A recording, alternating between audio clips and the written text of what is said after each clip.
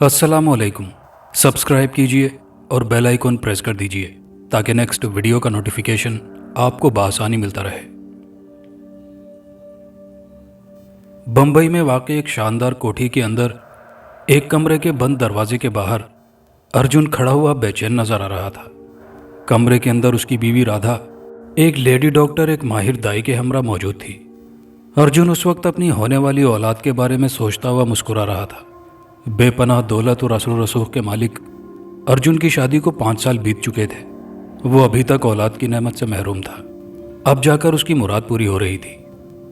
अर्जुन बजाते खुद कोई अच्छा इंसान नहीं था। वो वसी पैमाने पर मनशियात और गैर कानूनी असलहे का कारोबार करता था। शहर में उसके जुए के अड्डे थे। बम्बई में एक बहुत बड़ी फैक्ट्री और कई अनाज के गोदाम उसकी मलकियत थे। गरीब उसकी नज़र में कीड़े मकोड़ों से भी ज़्यादा बदतर थे। किसी इंसान को उसकी ज़िंदगी से महरूम करना उसके बाएं हाथ का काम था। अर्जुन कट्टर किस्म का इंतहा पसंद हिंदू था। अचानक अर्जुन के कानों से बच्चे के रोने की आवाज़ टकराई। कुछ देर बाद दरवाज़ा खुला और जमा साला लेडी डॉक्टर और उधेड़ उम्र दाई कमरे से बाहर निकली। लेडी डॉक्टर के चेहरे पर संजीदगी और पेशानी अर्क आलूद थी। डॉक्टर, खैरियत तो है? अर्जुन ने गंभीर आवाज़ में पूछा। कुछ नहीं। लेडी डॉक्टर गड़बड़ा गई। आपकी पत्नी और बच्चा दोनों खैरियत से हैं। हमें ज़रा जल्दी है। वो दोनों तेज तेज कदमों से चलती हुई कॉरिडोर से बाहर चली गई। अर्जुन ठिठक गया। ज़रूर कोई ख़ास बात है, वरना डॉक्टर एकदम इस तरह रुखसत ना होती। इनाम तो अपनी जगह पर। लेडी डॉक्टर और दाई ने जाते हुए उससे अपनी फीस भी नहीं ली थी। अर्जुन उलझन में मुब्तला हो गया। वो कमरे में दाखिल हुआ। सामने डबल बेड पर राधा लेटी हुई थी। बेड के करीब रखे कीमती और खूबसूरत झूले में एक नौमौलूद खूबसूरत बच्चा लेटा था। वो चंद लम्हे नाकिदाना निगाहों से बच्चे को देखता रहा, फिर आगे बढ़कर बच्चे के जिस्म से लिपटा हुआ तौलिया जैसे ही खोला तो उसका दिमाग भग से उड़ गया। वो गुस्से से भिनाया हुआ राधा की तरफ बढ़ा। उसका दायां बाजू हरकत में आया और एक जोरदार थप्पड़ राधा के चेहरे पर पड़ा। ये तूने बहुत बड़ा अपराध किया है। ना जाने किस जन्म में तूने कैसे पाप किए हैं, जिसके कारण आज तूने हिजड़े को जन्म दिया है। दिल भरकर आखिरी बार देख ले। अर्जुन की जुबान जहर उगलने लगी। फिर वो कमरे में रुका नहीं, दनदनाता हुआ कमरे से बाहर निकला और कॉरिडोर में चलता हुआ एक दूसरे कमरे के दरवाजे पर जा पहुंचा। उस कमरे के दरवाजे के बाहर एक लंबा तड़ंगा, सांवले चेहरे और घनी मूंछों वाला कवि हैकल शख्स कंधे पर राइफल लटकाए खड़ा था। महेंद्र, 1 घंटे के अंदर अंदर पाप की इस गठड़ी को मारकर इलाके से दूर फेंकाओ ताकि कोई ना जान सके कि यह हमारी औलाद है। महेंद्र को हुक्म देकर वो कमरे में दाखिल हो गया।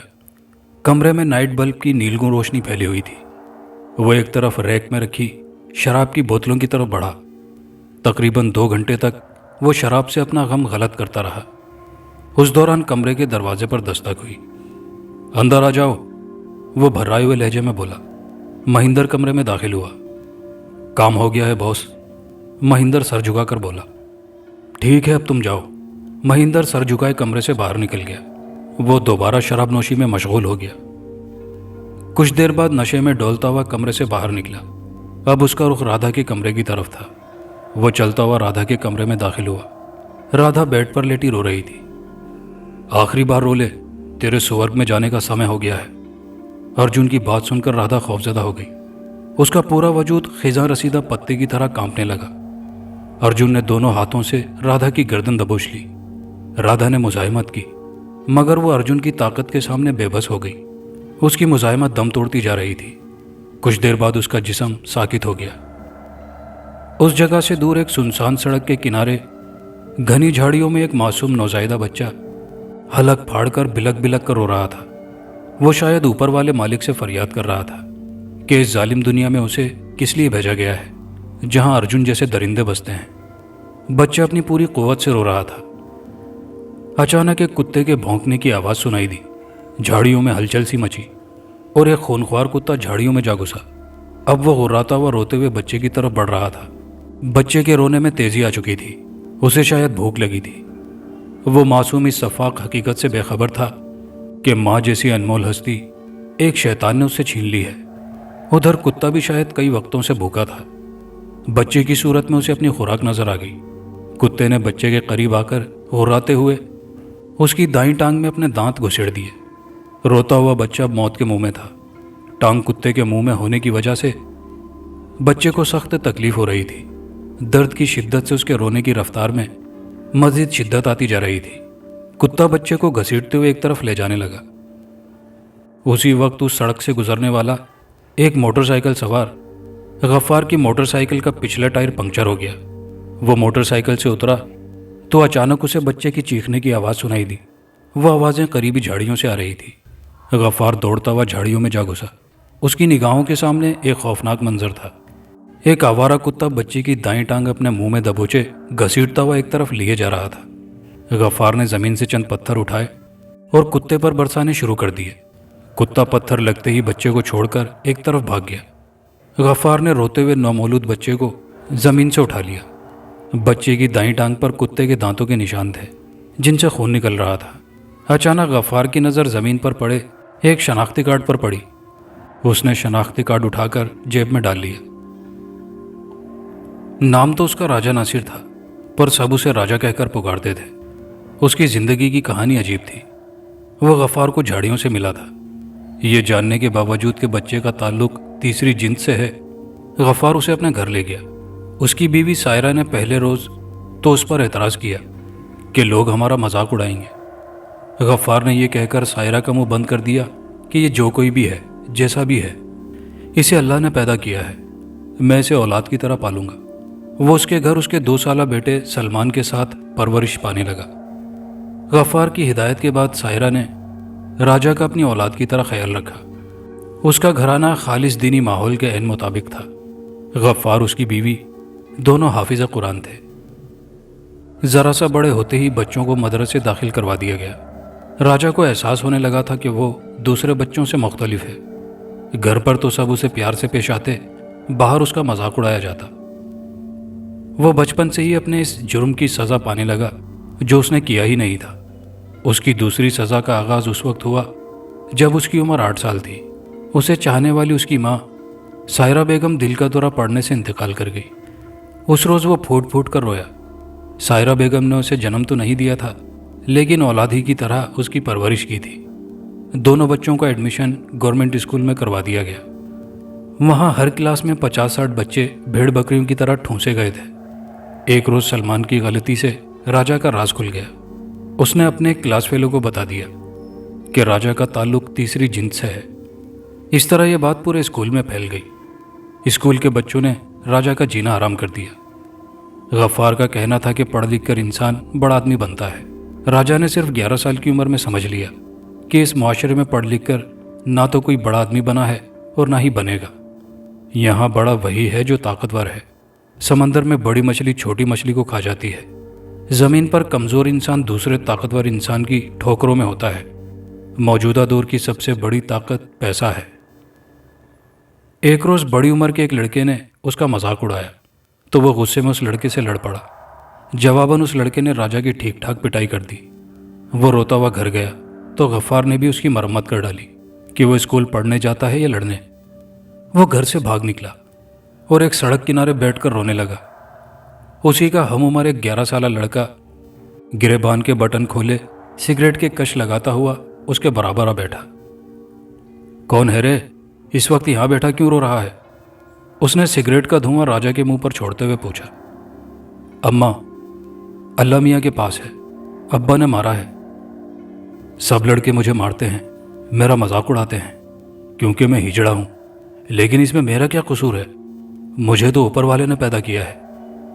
राजा की बातें सुनकर वो लड़का दंग रह गया। सुन, मेरा नाम रमेश है। आज से तेरी मेरी दोस्ती पक्की। कल तू मुझे इसी जगह मिलना, मैं तुझे अपने उस्ताद शंकर से मिलवाऊंगा। दूसरे रोज राजा स्कूल से भागकर रमेश से मिलने चला गया, जिसने उसे अपने शागिर्द उस्ताद शंकर से मिलवाया। 30 साला शंकर शक्लो सूरत से ही बदमाश नजर आता था। राजा के शबो रोज शंकर और रमेश के साथ गुजरने लगे। शंकर के कहने पर वो सड़क पर घूमने वाले आवारा लड़कों से लड़ता, उनसे मार खाता और उन्हें मारता। उसने जेब तराशी सीख ली।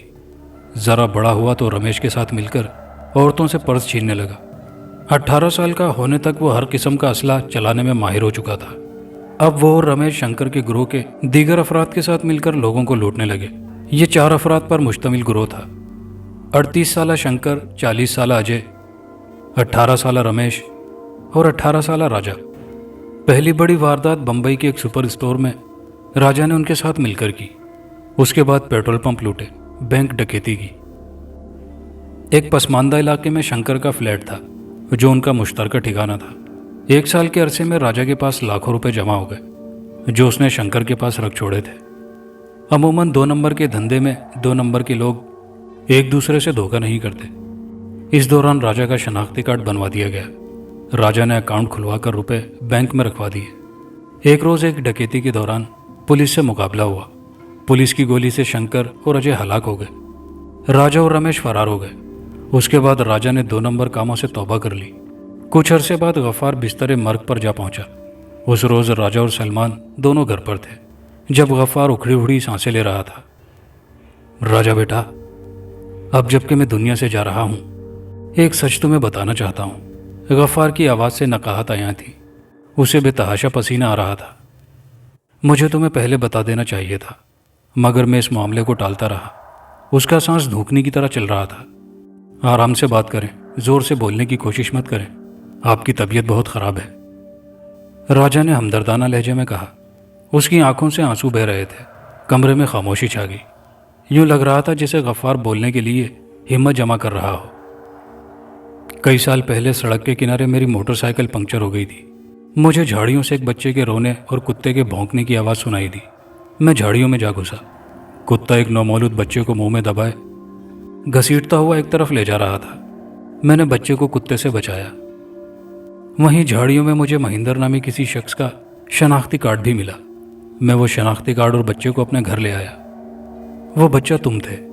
शनाख्ती कार्ड अलमारी की दराज में खाकी रंग के लिफाफे में रखा है। गफ्फार ने रुदात मुकम्मल की। इसके साथ ही उसके जिस्म को झटका लगा और उसकी गर्दन ढलक गई। वो दोनों गफ्फार से लिपट कर रोने लगे। गफ्फार को उसकी आखिरी आरामगाह तक पहुंचा दिया गया। राजा की हालत उन दिनों काफ़ी अबतर थी। वो हर वक्त रोता रहता था। एक रोज़ अलमारी से खाकी लिफाफा निकाला और बताए बगैर घर से निकला। इधर उधर मारा मारा फिरने लगा। इस तरह से भटकते हुए कई रोज़ गुजर गए। खाने को अगर कोई कुछ देता तो खा लेता, नहीं तो भूखा रहता। भटकते भटकते एक रोज़ एक पहाड़ी इलाके में जा निकला। शाम का वक्त था, सूरज गुरूब हो चुका था। वो गिरता पड़ता पहाड़ी पर चढ़ने लगा। कुछ देर बाद उसकी नज़र पहाड़ी के वस्त में वाक़े एक गार के दहाने पर पड़ी तो वो गार की तरफ बढ़ने लगा। वो आगे बढ़ते हुए सोच रहा था कि मुझ जैसे बेमकसद वजूद को अल्लाह ने पैदा क्यों किया। अचानक उसके सामने एक बड़ा सा सांप नमूदार हुआ। सांप फन फैलाकर उसके सामने खड़ा हो गया। राजा ने उसे मारने के लिए पत्थर उठा लिया। अचानक उसे एक खौफनाक मंजर दिखाई दिया। उसके रगों पैर में खौफ की एक लहर दौड़ गई। पत्थर हाथ से छूटकर गिर गया। सांप ने एक लंबे तड़ंगे खौफनाक आदमी की शक्ल इख्तियार कर ली। राजा उसके सामने खड़ा बौना दिखाई दे रहा था।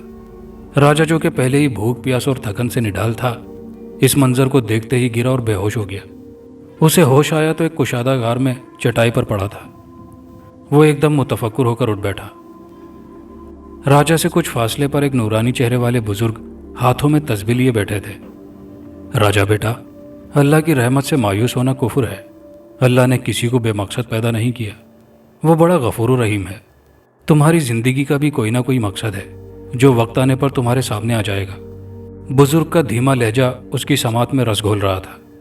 उसे यूं महसूस हो रहा था जैसे बुजुर्ग के मुंह से फूल झड़ रहे हों। वो ये जानकर भी हैरत और इस्तेजाब के आलम में था। जो बातें उसने बेहोश होने से पेशतर गार से बाहर सोची थी, उन सोचों तक बाबा की रसाई क्यों कर हुई। बाबा, मैं बहुत बदनसीब हूँ।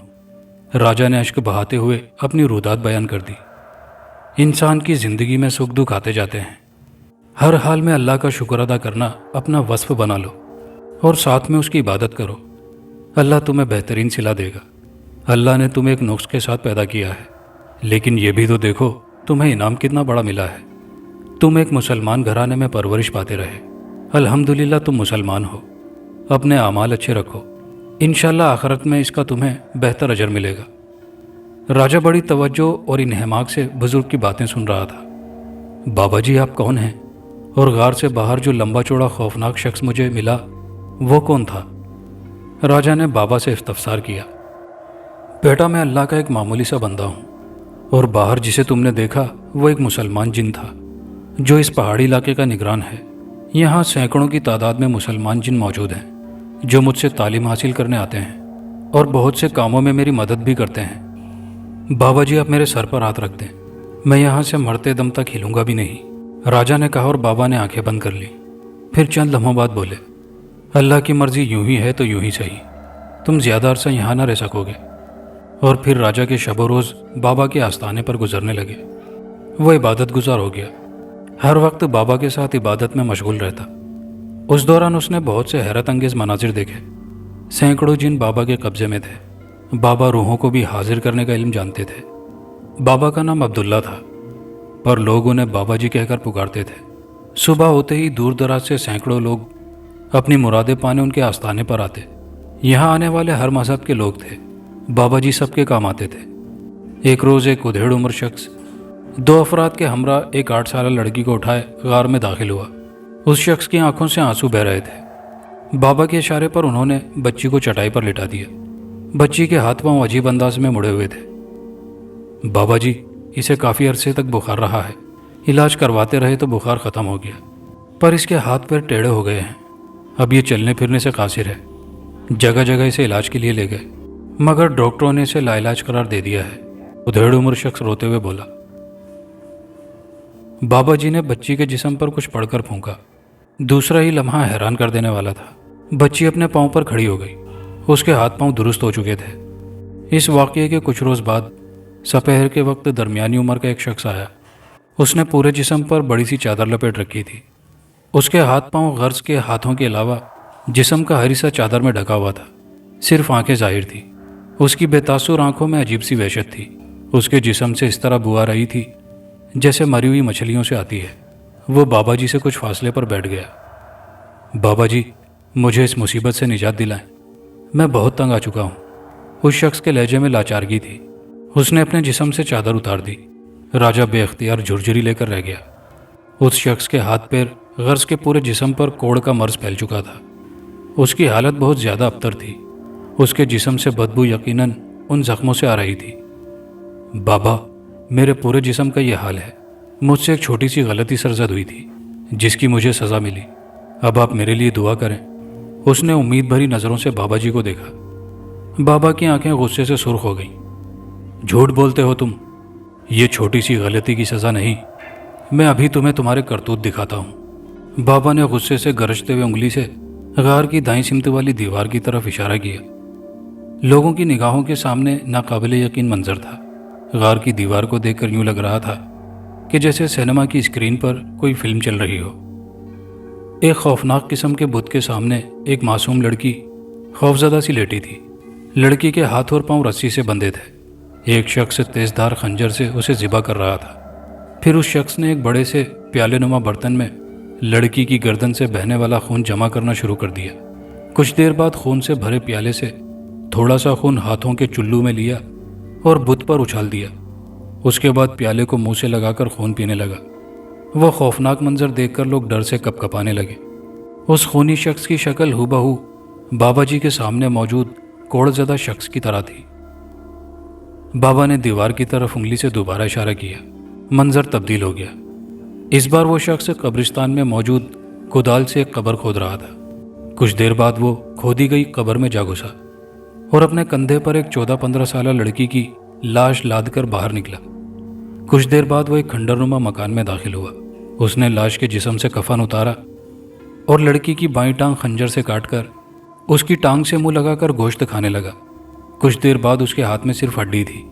अब वो हड्डी सामने रखकर कुछ पढ़कर हड्डी पर फूंकता जा रहा था। बाबा ने एक बार फिर उंगली से इशारा किया। इस बार उस वहशी दरिंदे को एक बच्ची के सीने से दिल निकालते हुए नजर आ रहा था। राजा की हालत डर और खौफ से गैर होती जा रही थी। उसकी हालत देखकर बाबा ने उंगली से इशारा किया और दीवार से खौफनाक मनाजिर गायब हो गए। राजा गहरी सांसें लेने लगा। तुमने अपने ऊपर सब दरवाजे बंद कर दिए हैं। तुमने शैतान के कहने पर इस्लाम छोड़कर दौलत की लालच में मुर्तिद हो गए और बुतों को पूजने लगे। कई बच्चियों को दरिंदगी का निशाना बनाया। मुर्दों की बेहुरमती की, कई बच्चे तुम्हारे जुल्म का निशाना बने। काले जादू के बलबूते पर तुमने बहुत से घर बर्बाद किए, औरतों की इज्जत पर हाथ डाला। आखिर अल्लाह का अजाब तुम पर नाजिल हो गया। अब कुछ नहीं हो सकता।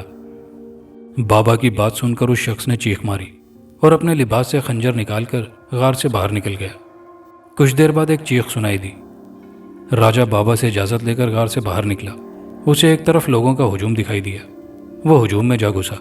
एक तरफ उस शख्स की लाश पड़ी थी, उसके सीने में खंजर पेवस्त था।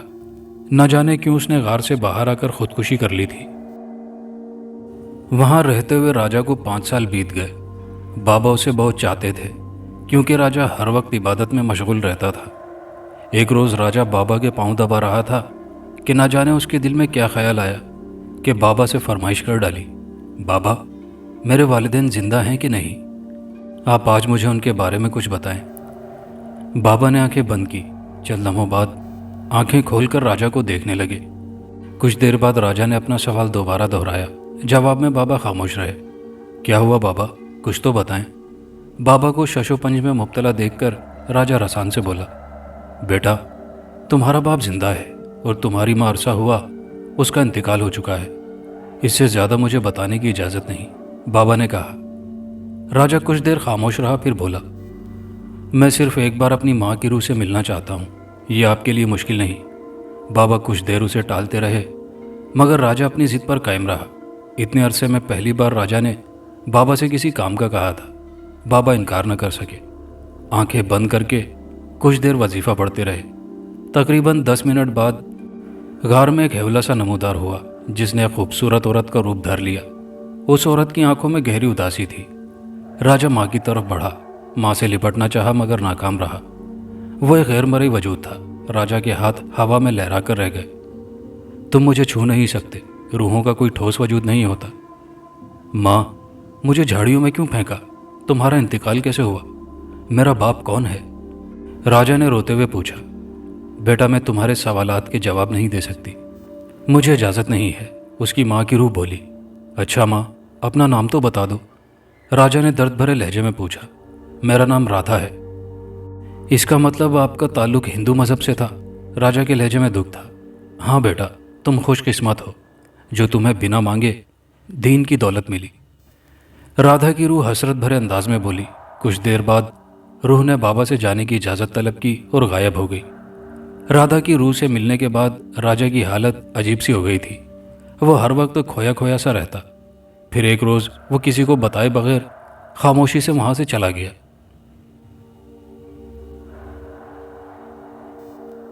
हिंदुस्तान के एक कदीम मंदिर में एक हालनुमा कमरे में काली का खौफनाक बुत मौजूद था। बुत के कदमों में एक 16 साला खूबसूरत लड़की पड़ी थी। लड़की के हाथ और पांव रस्सी से बंधे थे।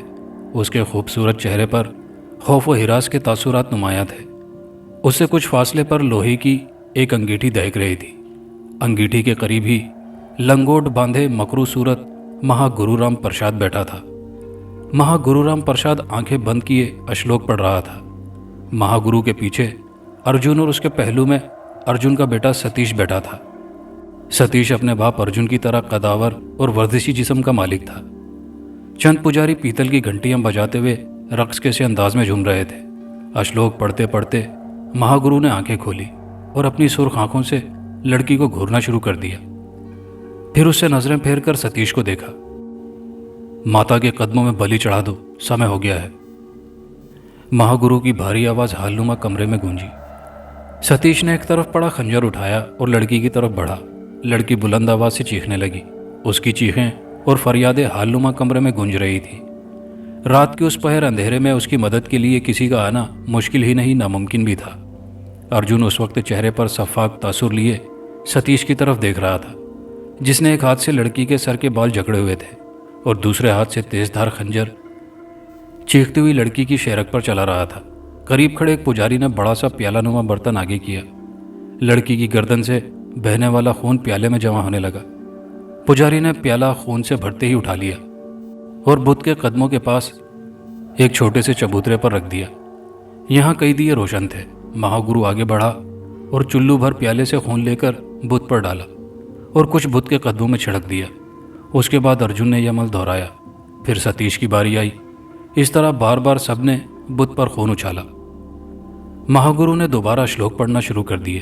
पीतल की घंटियां दोबारा बजने लगी, जो लम्हा ब लम्हा तेज होती गईं। सतीश ने महागुरु के इशारे पर एक तरफ रखा बड़ा सा थाल उठाया और खंजर से उस लड़की का सर धड़ से अलग करके थाल में रख दिया। थाल में रखा सर बुद्ध के कदमों में रख दिया गया। हर चेहरे पर अजीब किस्म का जोशो खरोश था। कुछ देर बाद ये दरिंदगी ख़त्म हो गई। अब महागुरु, अर्जुन और सतीश एक दूसरे कमरे में मौजूद थे। महागुरु उधेड़ उम्र का बदसूरत शख्स था। उसका कहना था कि शादी करने से धर्म की सेवा में फ़र्क पड़ता है। उसने अब तक शादी नहीं की थी। धर्म के नाम पर दासियों की बर्बादी की थी।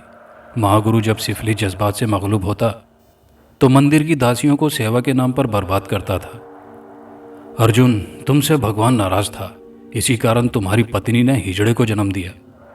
फिर तुमने हमारे हुक्म पर अमावस की रात काली के कदमों में खूबसूरत नारी की बलि दी, इसी कारण सतीश पैदा हुआ। तुमने हमेशा की तरह हर अमावस की रात एक खूबसूरत नारी की बलि देनी है। माता तुम्हारी रक्षा करेगी, महागुरु ने कहा। कुछ देर बाद दोनों बाप बेटा महागुरु के चरण छूकर मंदिर से बाहर निकलकर अपनी गाड़ी में बैठ गए।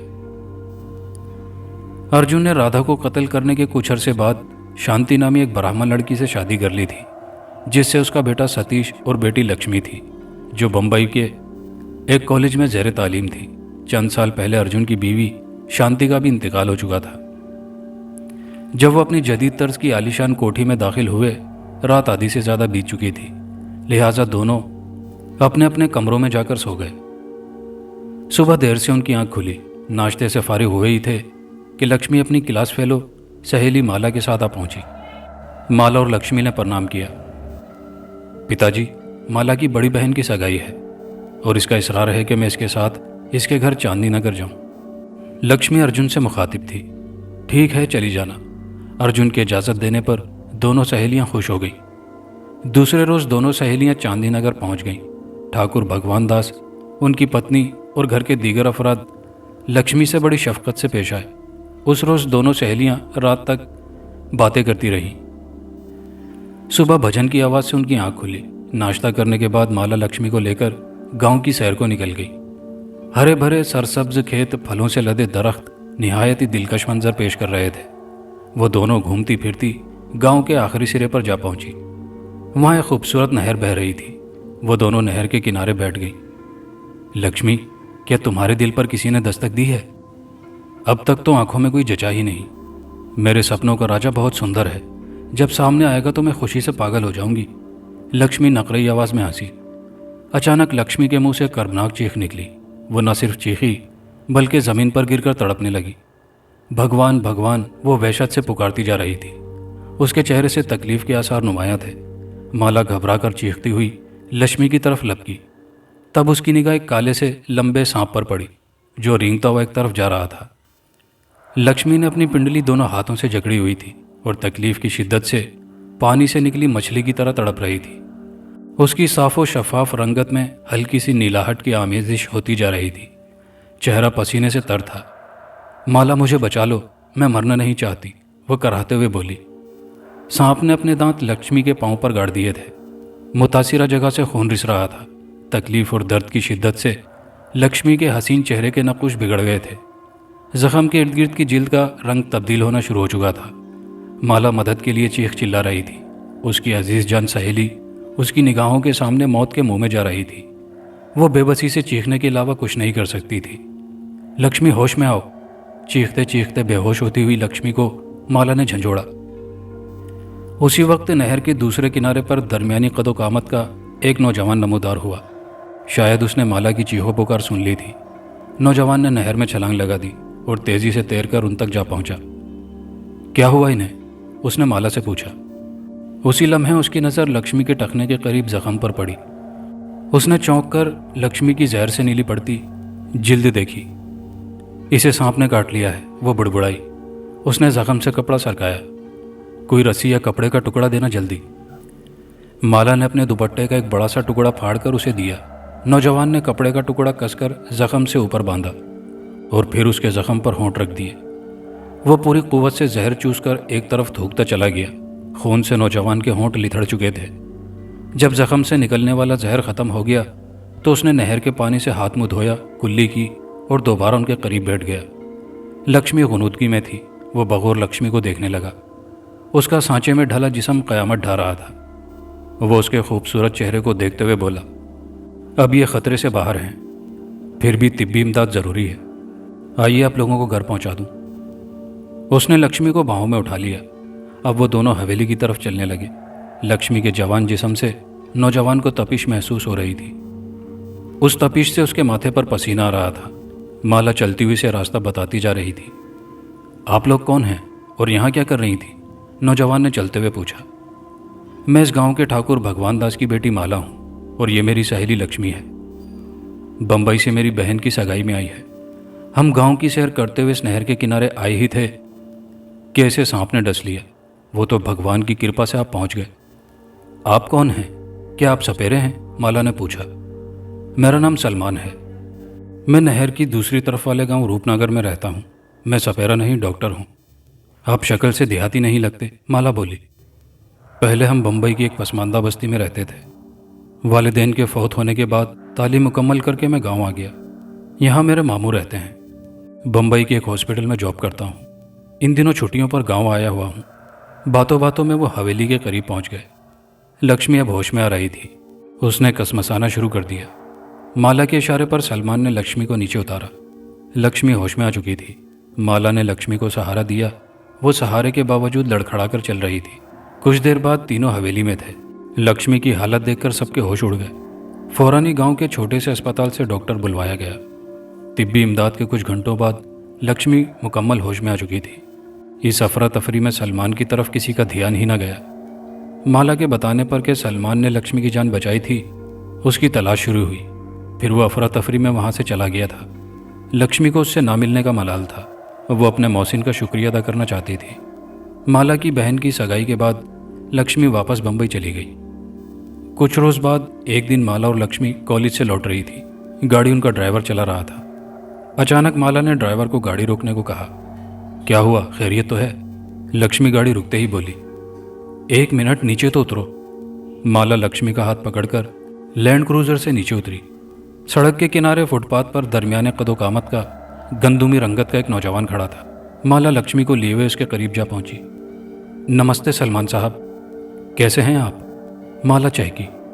ओह, आप लोग यहाँ क्या कर रही हैं? आपको बताया तो था कि हम बम्बई के कॉलेज में पढ़ती हैं। लगता है आपकी यादाश्त में कोई गड़बड़ है। माला शौकी से बोली और सलमान हंस दिया। लक्ष्मी पसंदीदा निगाहों से सलमान को देख रही थी। कहीं पर निगाहें, कहीं पर निशाना। माला हंसी तो उसके हंसने से लक्ष्मी झेंप गई। अच्छा डॉक्टर साहब, ये बताएं, आप अपनी इस मरीज़ा के अलावा दूसरे मरीजों का किस हॉस्पिटल में इलाज करते हैं? माला ने उसे छेड़ा। मैं यहीं एक प्राइवेट अस्पताल में जॉब करता हूँ। ओह, मेरी बस आ गई। सामने से अपने रूट की बस आते देखकर उसने खुदा का शुक्र अदा किया कि इमदाद ग़ैबी मुयस्सर आ गई। माला की शरारतों ने उसे बौखला दिया था।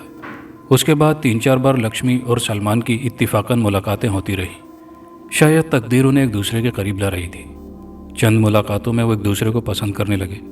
अगरचे उन दोनों के मजहब मुख्तलिफ थे, मगर इश्क वो मर्ज है जो लाइलाज है। ये ना मजहब देखता है और ना ज़ात पात। वो दोनों हर दूसरे तीसरे दिन मिलने लगे। कभी किसी पार्क में मिलते, कभी साहिल समंदर पर मिलते और कभी किसी होटल में मिलते। लक्ष्मी ने सलमान को अपने बारे में सब कुछ बता दिया था। बिलाखिर एक दिन उनकी मुलाकातें रंग लाईं। उस दौरान उन दोनों ने एक रेस्टोरेंट में मुलाकात की। कुछ देर बाद जैसे ही वो बाहर निकले, लक्ष्मी के औसान खता हो गए। एक शानदार गाड़ी से उसका भाई सतीश अपने बॉडीगार्ड गोपाल के साथ उतर रहा था। लक्ष्मी एक तरफ मुंह फेर कर खड़ी हो गई। वो दिल ही दिल में भगवान से प्रार्थना कर रही थी कि सतीश की नज़र उस पर ना पड़े, लेकिन सतीश उसे देख चुका था। एक अजनबी के साथ लक्ष्मी को देखकर उसके सीने में आतिशी इंतकाम भड़कने लगी। वो तेज़ कदमों से चलता हुआ उनके करीब पहुंच गया। अगले ही लम्हे उसका जोरदार थप्पड़ लक्ष्मी के चेहरे पर पड़ा। लक्ष्मी के मुंह से चीख निकली और वो लड़खड़ा कर गिरने लगी तो सलमान ने उसे थाम लिया। सतीश का पारा मज़ीद चढ़ गया। उसने लक्ष्मी का हाथ पकड़ा और एक जोरदार फ्रंट किक सलमान के सीने पर मारी तो वो उछलकर पुश्त के बल गिर पड़ा। भैया, ये सलमान है, इसने मेरी जान बचाई थी, लक्ष्मी ने चीखते हुए कहा। जान बचाने का ये मतलब नहीं कि तुम छुपकर इससे मिलो। ये मुसले होते ही मलीच हैं। गोपाल, इसे इसकी गुस्ताखी का सबक सिखाओ ताकि ये फिर कभी किसी हिंदू नारी की तरफ देखने के लायक ही न रहे। सतीश सांप की तरह फुंकारा और लक्ष्मी को घसीटकर गाड़ी के करीब ले आया। गोपाल किसी वैशी जानवर की तरह सलमान पर पिल पड़ा। चंद ही मिनट में सलमान को अपने जिस्म पर बहुत से घूंसे लातादाद लातें सहना पड़ी। वो बुरी तरह गोपाल के हाथों से मार खा रहा था। सलमान लड़ाई भिड़ाई से नावाकिफ था। वो शरीफ इंसान था, इसलिए बगैर किसी मुजाहिमत के गोपाल से मार खाता रहा। लक्ष्मी चीख चीख कर उसे छोड़ने का कह रही थी। गोपाल उसकी चीखों पुकार से बेनियाज सलमान की मरम्मत कर रहा था। इर्द गिर्द बहुत से लोग जमा थे जो खामोशी से ये मंजर देख रहे थे। गोपाल का हाथ रोकने की किसी में हिम्मत ना थी। सब जानते थे कि गोपाल अर्जुन का गुंडा है। उसके सामने आने का मतलब मौत के मुंह में जाना था। सलमान के नाक और मुंह से खून बह रहा था। जिस्म चोटों की वजह से बुरी तरह दुख रहा था। वो बुरी तरह लड़खड़ा रहा था। उसके सीने पर फ्रंट किक लगी तो नीचे गिरते ही गोपाल उसके सीने पर चढ़कर बैठ गया। गोपाल ने अपनी पिंडली से बंधा तेजधार खंजर निकाला और सर से बुलंद कर दिया। सलमान का दिल खौफ की शिद्दत से जोर जोर से धड़कने लगा। डर के मारे उसकी रीढ़ की हड्डी में एक सर्द सी लहर दौड़ गई। उसने खौफ से आंखें बंद कर ली और कलमा पढ़ने लगा। अब किसी भी लम्हे गोपाल के खंजर वाले हाथ ने नीचे आना था और उसने मौत की वादी में उतर जाना था। खौफ से उसका पूरा जिस्म पसीने से तर हो चुका था और फिर गोपाल का खंजर वाला हाथ नीचे आने लगा।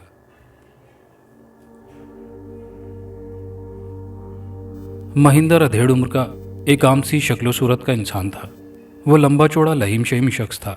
उसके गहरे सांवले चेहरे पर बड़ी बड़ी घनी मूछें उसे और भी खौफनाक बनाती थी। 18 साल की उम्र तक गलियों में आवारा घूमता रहा। बाप मर गया तो माँ ने दूसरी शादी कर ली। सौतेले बाप ने उसे घर से निकाल दिया, लिहाजा उसे रोकने टोकने वाला कोई नहीं था। 18 साल की उम्र में अर्जुन के ग्रोह में शामिल होकर गुंडागर्दी शुरू कर दी। महिंदर के ख्यालात अपने बॉस अर्जुन से मिलते जुलते थे। उन दोनों में बस फर्क इतना था कि अर्जुन अब तक 2 शादियां कर चुका था, जबकि महिंदर अभी तक गैर शादीशुदा था। उसका एक छोटा सा अपार्टमेंट था जो कि दूसरी मंजिल पर वाक़ था। उसमें सिर्फ 2 कमरे थे। चूंकि वो तन्हा रहता था, वो अपार्टमेंट काफ़ी महंगे और पुरसुकून इलाके में था। आने जाने के लिए उसके पास नए मॉडल की शानदार कार थी। उस वक्त रात के 10 बजे वो एक बेगुनाह के खून से हाथ रंग कर अपने फ्लैट की तरफ जा रहा था। मकतूल का कसूर सिर्फ इतना था कि उसने मनशियात के अड्डे के बारे में आला अफसरान को इत्तला दी थी।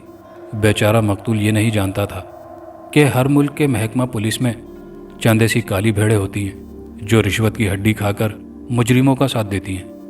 उन्हीं काली भेड़ों में एक एएसपी पांडे अर्जुन का नमक हलाल था। एसपी पांडे ने मकतूल की इस हरकत की अर्जुन को खबर कर दी थी।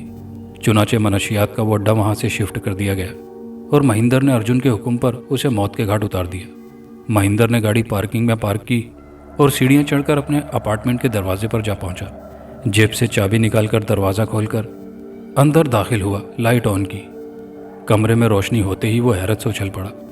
सामने कुर्सी पर एक गोरे रंग का एक खूबसूरत नौजवान बैठा था, जिसके दाएं हाथ में साइलेंसर लगा रिवॉल्वर मौजूद था, जिसकी नाल का रुख महिंदर की तरफ और उंगलियां ट्रैगर पर थी।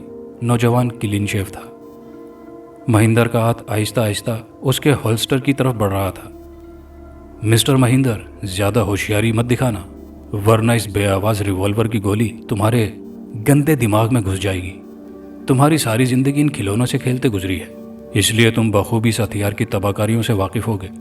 नौजवान सर्द लहजे में बोलता हुआ कुर्सी से उठा। तुम अंदर कैसे आए? दरवाज़ा तो लॉक था। महिंदर के लहजे में हैरत थी। मुझे तुम जैसे आदि मुजरिम से इस अहमकाना सवाल की उम्मीद नहीं थी। जराइम पेशा अफराद के लिए पेचीदा लॉक खोलना कोई मुश्किल काम नहीं। अब बिना बोले अपना मुंह दीवार की तरफ करके हाथ सर से बुलंद करो। नौजवान बोला और महिंदर खूनी निगाहों से उसे देखने लगा। नौजवान ने फायर किया। गोली ने महिंदर के कान की लौ उड़ा दी। महिंदर के मुंह से कराह निकली। उसके कान से खून बहने लगा। महिंदर, मैं अपनी बात दोहराऊंगा नहीं। इस बार गोली तुम्हारी खोपड़ी में घुसेगी और मेरा निशाना खता नहीं जाता। महिंदर दीवार की तरफ मुंह करके हाथ सर से बुलंद किए खड़ा हो गया। नौजवान आगे बढ़ा और उसके होल्स्टर से पिस्तौल निकालने के बाद बड़ी महारत से उसकी तलाशी ली और पीछे हटा। अब हाथ नीचे करके कुर्सी पर बैठ जाओ। महिंदर ने बिना किसी चूं चरा के उसके हुक्म की तामील की। नौजवान ने अपने कोट की जेब से नायलॉन की रस्सी बरामद की। और महिंदर को मजबूती से कुर्सी से बांध दिया। आखिर तुम हो कौन और मुझसे क्या चाहते हो? महिंदर ने पूछा। मेरा नाम राजा है, मुझे सिर्फ चंद सवालात के जवाब चाहिए। तुम्हारे लिए बस इतना ही जान लेना काफ़ी है कि अब सवाल मैं करूंगा, जवाब तुम दोगे। झूठ बोलने और जवाब ना देने की सूरत में तुम्हें गोली मारकर यहां से निकल जाऊंगा। राजा सफाक लहजे में बोला। तुमने कई साल पहले एक नौमौलूद बच्चे को झाड़ियों में फेंका था। वो बच्चा किसका था और तुमने उसे क्यों झाड़ियों में फेंका था? राजा का सवाल सुनकर महिंदर की आंखें हैरत से फैल गई। तो तुम ये सब कैसे जानते हो? मैंने कहा था कि सवाल मत करना, मेरे पास वक्त बिल्कुल नहीं। मेरे 3 गिनने से पहले सच बोलना शुरू कर दो। 1, 2। बच्चा हमारे बॉस अर्जुन का था। चूंकि हिजड़ा था इसलिए अर्जुन के कहने पर हमने उसे झाड़ियों में फेंक दिया। मेरा इरादा उसे मारकर फेंकने का था, लेकिन मेरे साथ जो मेरा साथी था उसने कहा, इसे मारने की क्या ज़रूरत है, झाड़ियों में फेंक दो, खुद ही मर जाएगा। महिंदर ने गिनती पूरी होने से पहले जवाब दिया। भगवान के लिए सिर्फ इतना बता दो, तुम हो कौन और मुझ तक कैसे पहुंचे? महिंदर ने पूछा। बच्चे को झाड़ियों में फेंकते वक्त तुम्हारा शनाख्ती कार्ड वहां गिर गया था, उसी के जरिए यहां तक पहुंचा हूं। अब ये बताओ, बच्चे की मां पर क्या गुजरी? क्या उसने अर्जुन को इस दरिंदगी से रोका नहीं? राजा बोला। बच्चे की मां राधा को उसी दिन अर्जुन साहब ने कत्ल कर दिया था। महिंदर का जवाब सुनकर राजा का खून खौलने लगा। अर्जुन का एड्रेस क्या है? उसके कारोबार के बारे में तफसील से बताओ। महिंदर राजा से खौफजदा हो चुका था। उसने तफसील से राजा को अर्जुन के जुए के अड्डे, मनशियात के अड्डे, असलहे के अड्डे और उसकी कोठी का एड्रेस और दीगर मालूमात जो कुछ राजा पूछता गया बताता गया। उसके बाद राजा ने उसकी पेशानी पर गोली मारकर उसे जहन्नुम रसीद कर दिया। महिंदर को मारने के बाद वो अपार्टमेंट से बाहर निकला और अपनी मोटरसाइकिल पर बैठकर तेज रफ्तारी से एक तरफ जाने लगा। राजा को जोरों की भूख लग रही थी। नहाकर कपड़े तब्दील करके उसे भूख से चक्कर आ रहे थे। एक रेस्टोरेंट के करीब पहुंचकर मोटरसाइकिल रोकी। एक तरफ लोगों का हुजूम था, चीखने चिल्लाने की आवाज़ें आ रही थी। वो फितरी तजस्सुस के तहत रास्ता बनाता हुआ हुजूम में जा घुसा। उसकी निगाहों के सामने नाकाबिले यकीन मंजर था। हुजूम के दरमियान उसके मौसिन का बेटा सलमान ज़मीन पर पड़ा था। उसके सीने पर एक शख्स बैठा था जिसका खंजर वाला हाथ फिजा में बुलंद था। इससे पहले कि गोपाल के हाथ में मौजूद खंजर सलमान के सीने में उतरता, राजा बिजली की सी तेजी से हरकत में आया और उसने पाँव की जोरदार ठोकर गोपाल के खंजर वाले हाथ पर मारी। खंजर उड़ता हुआ एक तरफ जा गिरा। उसके पाँव की दूसरी ठोकर गोपाल की कनपटी पर पड़ी। गोपाल उलटकर एक तरफ गिरा, मगर गिरते ही फुर्ती से उठा। तुम्हारी हिम्मत कैसे हुई अर्जुन के बंदे से टकराने की? गोपाल गुस्से से दौड़ा। गोपाल के मुंह से अर्जुन का नाम सुनते ही राजा गोपाल पर पिल पड़ा। उसने घूमकर लगातार 3-4 ठोकरें गोपाल की पसलियों में मारी। गोपाल ने उसके चेहरे पर घूंसा मारना चाहा। राजा ने फुर्ती से उसका हाथ कलाई से पकड़कर एक जोरदार घूंसा उसके चेहरे पर मारा। उसी लम्हे सतीश ने लक्ष्मी को एक तरफ धकेला और गालियां बकता हुआ राजा की तरफ बढ़ा। राजा ने पूरी कुव्वत से गोपाल के चेहरे पर जोरदार ठोकर मारी। गोपाल चीखता हुआ नीचे गिरा। राजा अब आगे बढ़ते हुए सतीश की तरफ मुतवज्जो हो गया। दोनों ने एक दूसरे पर छलांगी लगाई। दोनों के जिस्म फिजा में एक दूसरे से टकराए और अब वो वैश्यों की तरह एक दूसरे पर हमला कर रहे थे। दोनों ही जोरावर थे। एक मौके पर राजा लड़ते लड़ते नीचे गिरा और सतीश ने होल्स्टर से रिवॉल्वर निकालकर राजा पर तान लिया। उसी वक्त नीचे गिरे हुए गोपाल ने राजा पर छलांग लगा दी। उधर सतीश ने ट्रिगर दबाया। सतीश के रिवॉल्वर से निकली गोली राजा पर छलांग लगाने वाले गोपाल के सीने में लगी तो गोपाल चीखता हुआ गिरा। गोली चलने की आवाज़ और गोपाल के मरने से लोगों में भगदड़ सी मच गई। सब डर के मारे इधर उधर भागने लगे। गोपाल के सीने पर इत्तिफाकन गोली लगने से सतीश चंद लम्हों के लिए बौखला गया। उसकी बौखलाहट से फ़ायदा उठाते हुए राजा ने सतीश के सीने पर छलांग लगाकर साइड किक मारी। सतीश नीचे गिरा और उसका सर नीचे पड़े पत्थर से टकराया और वो बेहोश हो गया। राजा ने जख्मी सलमान को सहारा देकर उठाया। राजा, अगर तुम बर वक्त ना पहुँचते तो ये शैतान मुझे जान से मार देते। वो राजा से लिपट गया। यहाँ से निकलो, कहीं पुलिस ना आ जाए। राजा उसका हाथ पकड़कर एक तरफ ले जाने लगा। लक्ष्मी को तो साथ लेते जाएं, सलमान बोला और एक तरफ खड़ी लक्ष्मी का हाथ थाम लिया। लक्ष्मी, तुम भी हमारे साथ चलो, ये दरिंदे होश में आते ही तुम्हें जान से मार देंगे। लक्ष्मी ने इस बात में सर हिलाया। वो दोनों राजा के साथ उसकी मोटरसाइकिल पर जा बैठे। कुछ देर बाद वो रमेश के फ्लैट पर मौजूद थे। रमेश अब तक न लौटा था। राजा, तुम एकदम कहाँ गायब हो गए थे? सलमान ने पूछा तो राजा ने अपनी दास्तान उसे सुना डाली। कि वो कैसे बाबा तक पहुंचा और फिर वहां से भाग निकला। अब मुझे अपनी माँ के कातिल की तलाश है। राजा, आपकी माता को किसने कत्ल किया था? लक्ष्मी ने पूछा। मेरी माँ का कातिल मेरा बाप अर्जुन है। उसी दरिंदे ने मुझे पैदा होते ही झाड़ियों में फेंकवा दिया था, जहाँ से सलमान के वालिद ने मुझे उठाया। राजा ने अपनी कहानी शुरू से लक्ष्मी को सुनाई। इसका मतलब है आपसे मेरा खून का रिश्ता है। आप मेरे भाई हैं, मगर पिताजी ने ऐसा क्यों किया? लक्ष्मी बोली। वो इसलिए कि मेरा ताल्लुक तीसरी जिन्स से है। इसी गुनाह की सज़ा अर्जुन ने मेरी माँ को भी दी। और तुम अर्जुन की बेटी हो? राजा के लहजे में दुख था। हाँ, वो मेरे पिता हैं, और जिसने आप पर गोली चलाई वो मेरे बड़े भाई सतीश हैं। अब हम तीनों की जिंदगियां खतरे में हैं।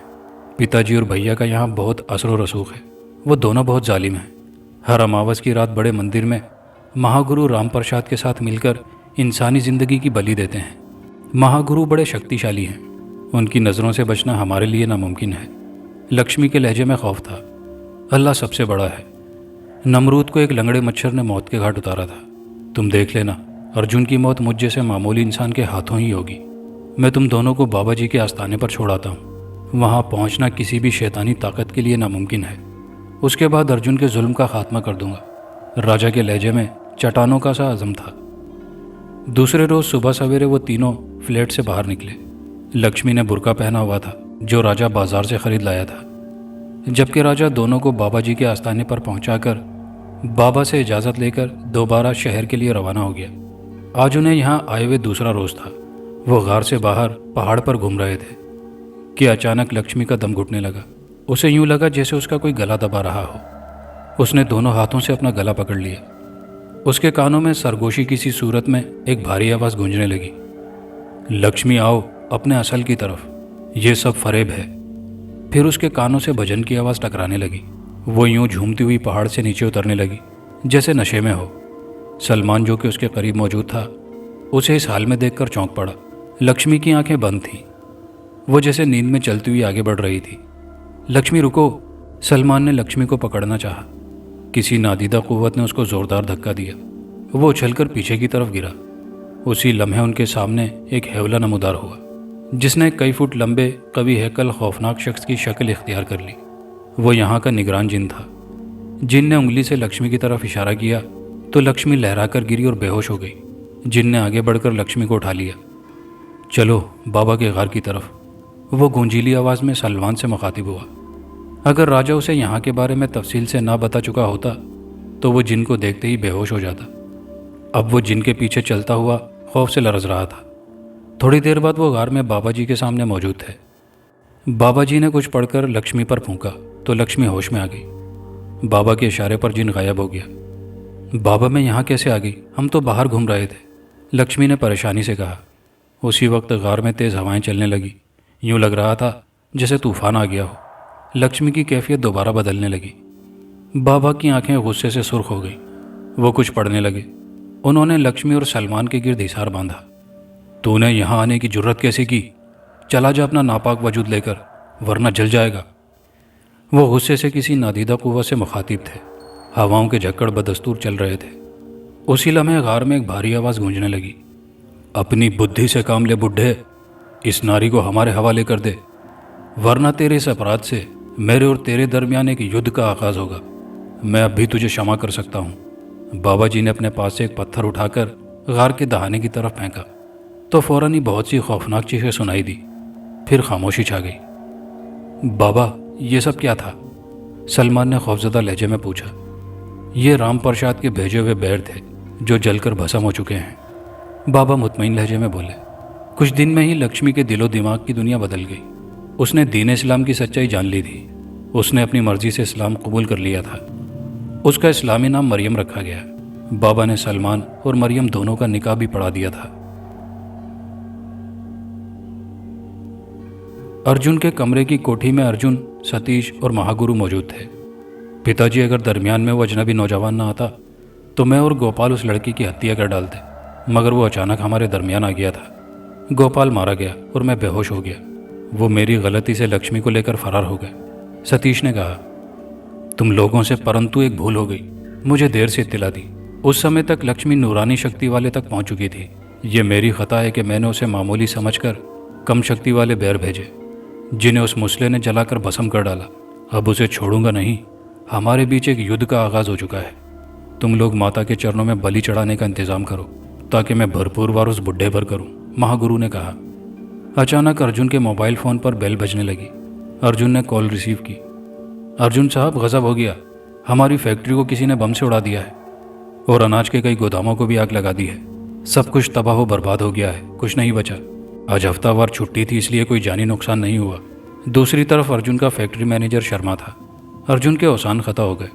सतीश, अपने साथ खास आदमी ले जाओ और पता करो कि फैक्ट्री और अनाज के गोदाम किसने तबाह किए, और बलि के लिए किसी लड़की का इंतजाम भी करो। कल अमावस की रात है। अर्जुन ने सतीश को हिदायत दी। सतीश फौरन ही कमरे से बाहर निकल गया। उसी वक्त अर्जुन का मोबाइल फ़ोन दोबारा बजा। हेलो, अर्जुन बोल रहा हूँ। जितना बोलना है बोल लो, फिर तुम्हें बोलने की भी मोहलत नहीं मिलेगी, क्योंकि तुम इस काबिल भी नहीं रहोगे कि बोल सको। तुम्हारे सारे जुए के अड्डे, मनशियात का अड्डा, असले का अड्डा, तुम्हारे गुंडे बदमाश और तुम्हारा दरिंदा सिफत बेटा, ये सब एक हफ्ते में ख़त्म हो जाएंगे। उसके बाद तुम्हारी बारी है। दूसरी तरफ से अजनबी आवाज़ सुनाई दी। कौन हो तुम? अर्जुन ने पूछा। मेरा नाम राजा है। तुम्हारी फैक्ट्री और अनाज के गोदाम मैंने ही तबाह किए हैं, राजा ने कहा और इसके साथ ही फ़ोन का रिसीवर नीचे रख दिया। मेरा ऐसा कौन सा दुश्मन पैदा हुआ है जिसे मैं नहीं जानता? अर्जुन महागुरु की तरफ देखते हुए बोला। अचानक अर्जुन के जहन में ख्याल आया तो उसकी आंखें खुशी से चमकने लगी। अर्जुन ने सतीश का नंबर मिलाया। अभी मुझे किसी राजा नामी बंदे का फ़ोन आया है जिसने धमकी देने के साथ साथ फैक्ट्री और गोदाम तबाह करने का एतराफ़ किया है। जिस टेलीफोन नंबर से कॉल आई है वो नंबर बता रहा हूँ। पता करो ये नंबर किसका है और कहाँ का है, और फ़ौरन अटैक करो। राजा का टेलीफोन नंबर बताने के बाद अर्जुन ने राब्ता मुनक़ता कर दिया। ट्रेस होने वाले फ़ोन नंबर का एड्रेस मिलते ही अर्जुन की हिदायत के बाद राजा के ठिकाने की तरफ वो लोग जा रहे थे। आधे घंटे बाद वो सेकंड फ्लोर के कमरा नंबर 70 के दरवाजे के सामने खड़े थे। राजा ने यहीं से फ़ोन किया था। दरवाज़ा अंदर से लॉक था। उन्होंने अपने होल्स्टर से पिस्तौल निकाल लिए थे। जोगिंदर ने दरवाजे पर दस्तक दी। कदमों की चाप दरवाजे की तरफ आती हुई सुनाई दी। दरवाज़ा खोलो, वो धमकी आमेज लहजे में बोला। जवाब में खामोशी छाई रही। वो दोबारा दस्तक देने लगा। कौन? अंदर से निस्वानी आवाज़ सुनाई दी। जोगिंदर ने गालियां बकते हुए दोबारा दस्तक दी। तकरीबन 10 मिनट बाद दरवाज़ा खुला। दरवाज़ा खोलने वाली लड़की को अंदर धकेलते हुए वो घुस गए। कहाँ है वो? जोगिंदर ने सामने खड़ी लड़की से सख्त लहजे में पूछा। आप किसका पूछ रहे हैं? लड़की ने अपने चेहरे पर दुपट्टा लपेट रखा था। उसकी सिर्फ आंखें जाहिर थी। सुर्ख कलर का सिल्की जापानी सूट उसकी खिलती हुई रंगत पर बहुत जच रहा था। जोगिंदर उसकी तरफ हरीस नज़रों से देखते हुए बोला, जिसने इस अपार्टमेंट से कुछ घंटे पहले फ़ोन किया था उसका पूछ रहा हूँ। ओह, तो तुम गोपी की बात कर रहे हो? वो साथ वाले फ्लैट में रहता है। उसने मेरा फ़ोन इस्तेमाल किया था। वो कह रहा था कि उसका फ़ोन ख़राब है, किसी रिश्तेदार को फ़ोन करना है। बात क्या है? कोई लफड़ा तो नहीं? लड़की ने कहा। चलो बाहर साथ वाले अपार्टमेंट की तरफ। वो अपने साथियों से मुखातिब हुआ। वो चारों दरवाजे की तरफ मुड़े। उसी लम्हे लगातार 3 फायर हुए। उसके तीनों साथी चीखते हुए गिरे। जोगिंदर ने पलटकर फायर करना चाहा, मगर अपनी ये हसरत दिल में लिए वासिले जहन्नुम हो गया। लड़की के पिस्तौल से निकली हुई गोली उसकी पेशानी में जा घुसी थी। रमेश, बाहर आ जाओ, रास्ता साफ हो गया है। राजा ने आवाज़ लगाई, फिर फुर्ती से लिबास तब्दील करने लगा। शुक्र है दरवाजे पर दस्तक होते ही तुमने समझ लिया कि दुश्मन सर पर पहुंच चुके हैं, और मुझे बाथरूम में छुपाकर रूपा के कपड़े पहन लिए। और ये भी भगवान की कृपा है कि रूपा के चंद जोड़े मेरी अलमारी में पड़े थे। रमेश बाथरूम से बाहर आते ही बोलता चला गया, जल्दी से भागो, किसी भी लम्हे पुलिस या उनके साथी यहाँ आ सकते हैं। राजा ने कहा और वो दोनों तेज़ी से बाहर निकले। फ्लैट मकीन अपने अपने दरवाज़ों से सर निकालकर जायज़ा ले रहे थे कि फायरिंग का सबब क्या है। डर के मारे बाहर आने की हिम्मत किसी में न थी। वो दोनों सीढ़ियाँ उतरते हुए बाहर जा पहुँचे। बाहर भी चंद अफराद खौफज़दा खड़े थे। राजा ने जवाब दिया और रमेश का हाथ पकड़कर तेज़ी से आगे बढ़ गया। अचानक एक लैंड क्रूज़र उनके करीब आकर रुकी। इससे पहले कि वो संभलते, 3 राइफल बरदार उनकी तरफ राइफल तान चुके थे। बगैर कोई हरकत किए चुपचाप पिछली सीट पर बैठ जाओ, उनमें से एक सर्द लहजे में बोला। राजा ने अंदाज़ा लगाया कि मुज़ाहिमत का कोई फ़ायदा नहीं। तीनों राइफल बरदार चौकन्ना थे। ज़रा सी हरकत उन्हें मौत के मुंह में पहुंचा सकती थी। वो दोनों लैंड क्रूज़र की पिछली सीट पर जा बैठे। अंदर बैठते ही उन्हें हैरत का शदीद झटका लगा। ड्राइवर के बराबर अगली सीट पर सतीश बैठा था। राइफल बरदार उनके दाएं बाएं बैठ गए और गाड़ी तेज़ रफ्तारी से आगे बढ़ने लगी। सतीश ने राजा की तरफ देखते हुए नफरत भरे लहजे में कहा, आज गीदड़ फंस ही गया। आखिर तू क्या समझता था कि हम तेरा खोज नहीं लगा सकते? राजा ने कोई जवाब नहीं दिया। उन दोनों की तलाशी नहीं ली गई थी। उसका रिवॉल्वर उसके लिबास में मौजूद था। राजा को किसी ऐसे मौके की तलाश थी जब वो बिसात का रुख पलट सके। गीदड़ की औलाद, तेरे जुर्मों में जोगिंदर और उसके साथियों की हत्या भी शामिल हो गई है। अब बुज़दिलों की तरह खामोश क्यों बैठा है? पीछे बैठे एक राइफल बरदार ने हिकारत से कहा। राजा चुप रहा। आधा घंटा तेज रफ्तारी से चलने के बाद गाड़ी की रफ्तार मध्यम हुई, पर सीधे हाथ पर मुड़ने के बाद एक शानदार किस्म की कोठी के गेट पर जा रुकी। कोठी का गेट खुला और लैंड क्रूज़र उसके अंदर दाखिल होने के बाद दोबारा बंद कर दिया गया। लैंड क्रूज़र रुकते ही उन दोनों को गिरेबान से पकड़कर बाहर निकाला गया। इन्हें अंदर ले जाओ, जाने से पहले इनकी तलाशी ले लो, सतीश ने कहा। उसके हुक्म की तामील की गई। राजा के लिबास से रिवॉल्वर निकला, जो एक राइफल बरदार ने अपने कब्जे में ले लिया। वो राइफलों की जद में कॉरिडोर से होते हुए एक शानदार किस्म के ड्राइंग रूम में पहुंचे। यहाँ हर चीज़ बेशकीमत और इम्पोर्टेड थी। कालीन, पर्दे, फानूस, डेकोरेशन पीस, सब कुछ बेहतरीन था। एक तरफ कीमती सोफा सेट रखा था जिस पर अर्जुन तनकर बैठा था। पिताजी, यही हमारा दुश्मन है जिसने आपको फ़ोन किया था, सतीश बोला। लक्ष्मी और सलमान कहाँ हैं? और तेरी हमसे क्या दुश्मनी है? अर्जुन सोफे से उठते हुए गुस्से से बोला। ये सब अपने महागुरु से पूछो। बकौल तुम लोगों के वो बड़ा शक्तिशाली है। राजा तंज से बोला। ये जो तुम्हारी जबान रॉकेट की तरह चल रही है, कुछ देर बाद हिला भी ना सकोगे। यहाँ हम बहुत हैं और तुम सिर्फ दो, अर्जुन सख्त लहजे में बोला। 100 कुत्ते मिलकर भी एक शेर का शिकार नहीं कर सकते, राजा हंसा। इन्हें कमरा तफ्तीश में ले चलो, अर्जुन गुर्राया। वो उन्हें धकेलते हुए एक दूसरे कमरे में ले गए।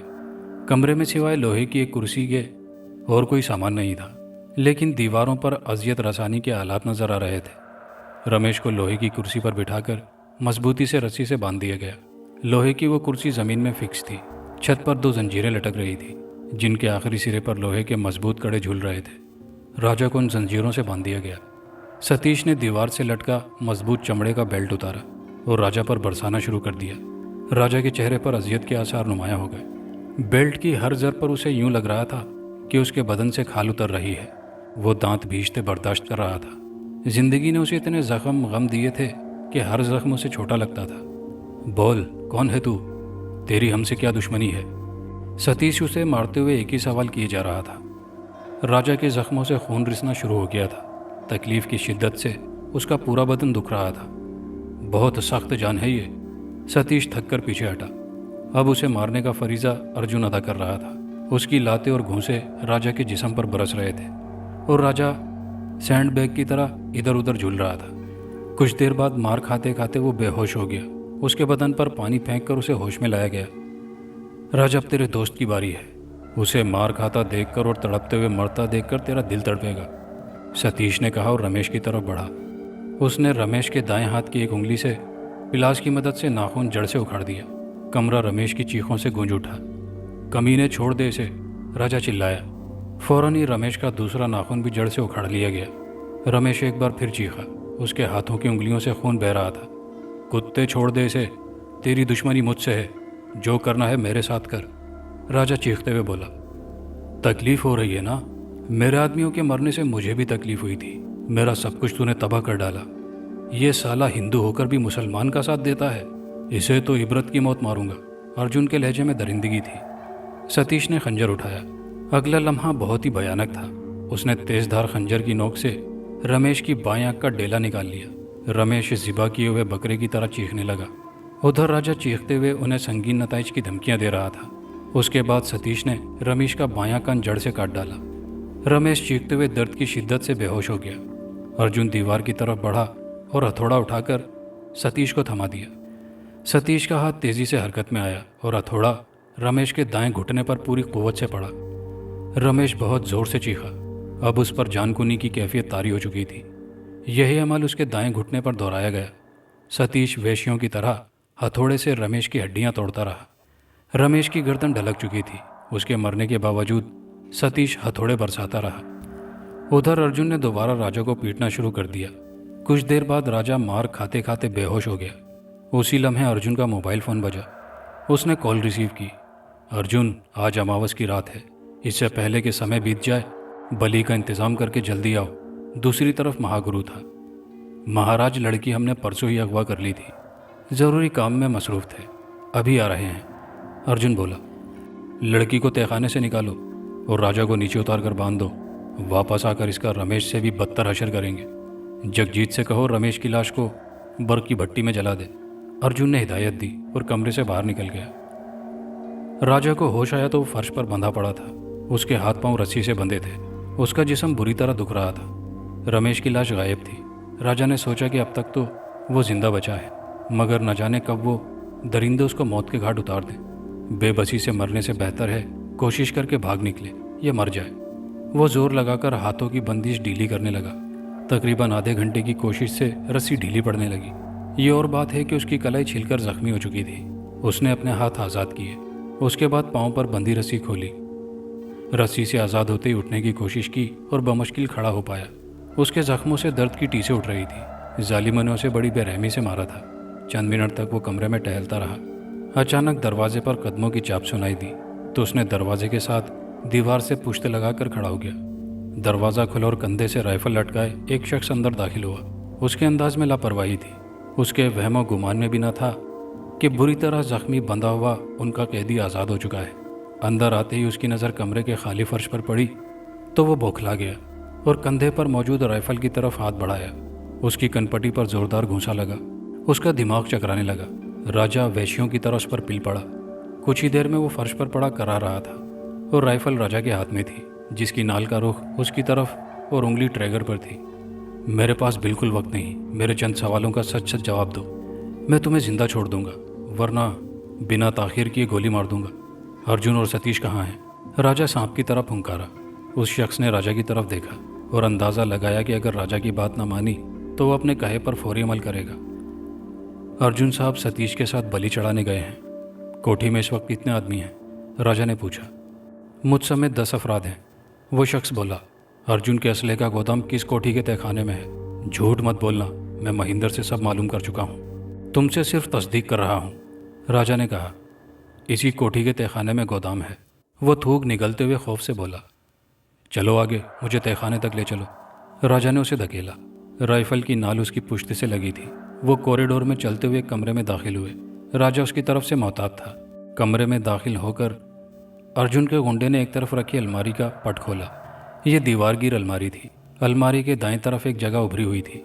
उसने उभरी हुई जगह पर हाथ का दबाव डाला तो अलमारी दीवार समेत सरक गई। अब वहाँ सीढ़ियाँ मौजूद थी। वो सीढ़ियाँ उतरकर नीचे जाने लगे। राजा उसकी पुश्ती से राइफल की नाल लगाए चौकन्ने अंदाज में चल रहा था। एक बहुत बड़ा हाल था जिसमें जगह जगह बड़ी बड़ी लकड़ी की पेटियां रखी थी, जिनकी तादाद सैकड़ों में थी। अचानक राजा ने राइफल का दस्ता उसके सर पर मारा। वो बेहोश होकर गिर पड़ा। राजा ने एक पेटी की तरफ हाथ बढ़ाया। राइफल की नाल से जोर लगाकर पेटी खोली। उस पेटी में जदीद किस्म की मशीन गनें थी।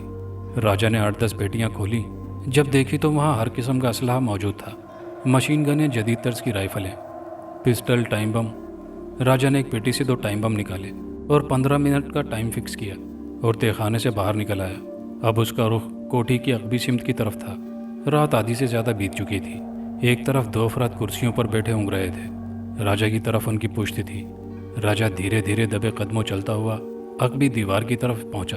इधर उधर देखा, कोई नहीं था। वो दीवार फलांग कर कोठी से बाहर निकला और तेजी से चलते हुए कोठी से दूर जाने लगा। फिर कुछ देर बाद पे दर पे धमाकों की आवाज़ से ज़मीन लरज उठी। हमें पहाड़ी वाले बाबा से मिलना है। वो 5 अफराद थे, जिनमें से 2 अफराद का हेयर स्टाइल और बॉडी लैंग्वेज और उनके यूनिफॉर्म वाज़े तौर पर ऐलान कर रहे थे कि उनका ताल्लुक कानून नाफिज करने वाले इदारों से है। एक एसपी रैंक का अफसर पटेल और दूसरा डीएसपी वर्मा था। उनके साथ अर्जुन, सतीश और काली का पुजारी था। गार के दहाने पर निगरान शख्स खड़ा था। एसपी उससे मुखातिब था। सपहर का वक्त था। पहाड़ी पर सैकड़ों की तादाद में अकीदतमंद जमा थे। बाबा जी के अकीदतमंदों में हर मज़हब के मानने वाले शामिल थे। वो किसी से भी किसी भी किस्म का नजराना नहीं लेते थे। अगर कोई इस मामले में जिद करता तो बाबा जी नाराज़ हो जाते थे। बाबा जी के पास इस वक्त एक मरीज़ है। जैसे ही वो बाहर आता है मैं इजाज़त लेकर आपको अंदर भेजता हूँ, निगरान शख्स बोला। थोड़ी देर बाद एक उम्र रसीदा शख्स गार से बाहर निकला। उसके बाहर आते ही निगरान शख्स गार के अंदर गया। थोड़ी देर बाद बाहर निकला। आप में से 3 अफराद अंदर चले जाएं, 2 बाहर रुक जाएं। उम्मीद है आप मेरी बात का बुरा नहीं मनाएंगे, निगरान शख्स बोला। एसपी पटेल उसके इखलाक से मुतासिर हुआ और इस बात में सर हिलाकर अर्जुन और सतीश के हमरा गार में दाखिल हुआ। एसपी पटेल अगरचे राशि पुलिस ऑफिसर था, इसके बावजूद बुजुर्गों और उलमा कराम का एहतराम करता था। गार में एक तरफ चटाई पर बाबा जी बैठे थे, उनके हाथ में तस्बीह और चेहरे पर नूर था। अर्जुन साहब का कहना है कि कोई सलमान नामी नौजवान उनकी बेटी लक्ष्मी को अगवा करके आपके आस्थाने पर लाया है। हम आपसे ताउन करते हुए मुलजिम सलमान और लक्ष्मी को हमारे हवाले कर दें, दूसरी सूरत में हम कानूनी कार्रवाई पर मजबूर हो जाएंगे। ये इलाका इस वक्त पुलिस की भारी नफरी के घेरे में है। उम्मीद है आप कानून से ताउन करेंगे। एसपी पटेल धीमे लहजे में नज़रें झुकाकर बात कर रहा था। एसपी, हम कानून का एहतराम करते हैं। तुम चाहो तो इस पहाड़ के चप्पे चप्पे की तलाशी ले सकते हो। लक्ष्मी नाम की कोई भी लड़की यहाँ मौजूद नहीं। बाबा मुस्कुराते हुए बोले। वो तीनों देख चुके थे कि गार में बाबा के अलावा कोई दूसरा जी नफ्स मौजूद नहीं है। गार से बाहर आकर एसपी ने तलाशी का हुक्म दिया। पुलिस के जवान पहाड़ पर फैल गए। वो तकरीबन 2 घंटों तक पहाड़ की तलाशी लेते रहे मगर नाकाम रहे। पुलिस की तलाशी की वजह से अकीदतमंदों में काफ़ी इश्तियाल फैल चुका था, मगर वो बाबा के हुक्म पर खामोश थे। अपने मकसद में नाकामी के बाद वो तीनों गार में दोबारा दाखिल हुए। बाबा, हमारे मतलूबा अफराद यहाँ नहीं मिले। आपको जो जहनी तकलीफ पहुंची उसकी मैं माजरत चाहता हूँ, एसपी शाइस्ता लहजे में बोला। एसपी, अपनी चोंच बंद रख। तो खाता हमारा है और गोन इस बुढ़े के गाता है।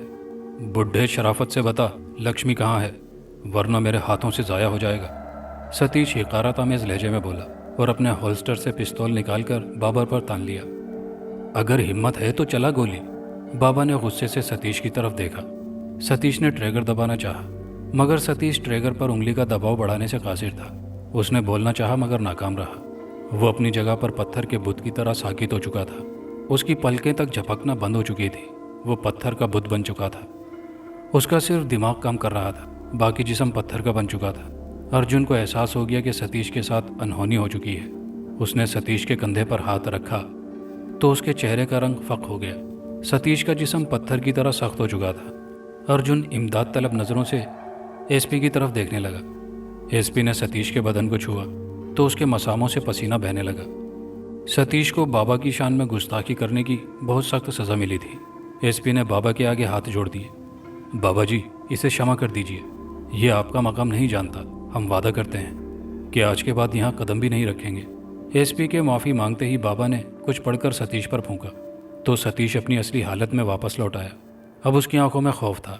वो तीनों खौफजदा होकर तेज़ी से बाहर निकले। थोड़ी देर बाद पुलिस फोर्स वहाँ से रवाना हो गई।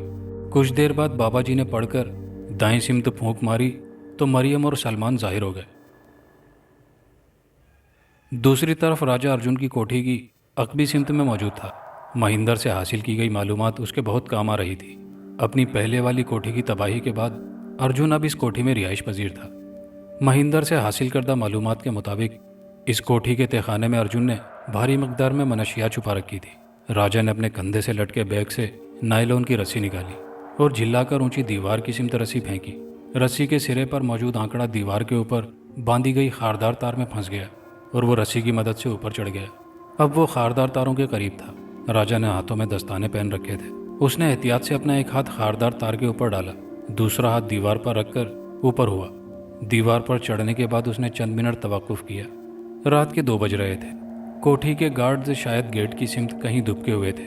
नीम तारीख अहाते में कोई भी जी नफ्स मौजूद न था। राजा इत्मीनान से पंजों के बल अंदर कूद गया। नपीतुली छलांग के नतीजे में बहुत ही मध्यम आवाज़ पैदा हुई। वो दबे पांव चलता हुआ आगे बढ़ा। यहाँ कमरे की खिड़कियाँ जो कि स्लाइडिंग विंडोज़ थी। राजा खिड़कियाँ चेक करने लगा। पहली, दूसरी और तीसरी तीनों खिड़कियाँ अंदर से लॉक थी। आखिरी चौथी खिड़की चेक करने पर उसकी किस्मत ने उसका साथ दिया। ये अंदर से लॉक नहीं थी। उसने आहिस्तेगी से शीशा एक तरफ सरकाया और कमरे में झांका। यह कमरा तारीक था। राजा ने पेंसिल टॉर्च निकालकर रोशन कर ली और खिड़की के रास्ते कमरे में दाखिल हुआ। कमरा खाली था, कोई जी नफ्स मौजूद नहीं था। कमरे में एक तरफ डबल बेड पड़ा हुआ था। कमरे का दरवाज़ा बंद था, शायद बाहर से लॉक था। राजा ने अपनी पुश्त पर मौजूद बैग उतारा। बैग खोलकर उसमें से एक इंतहाई ताकतवर टाइम बम निकाला।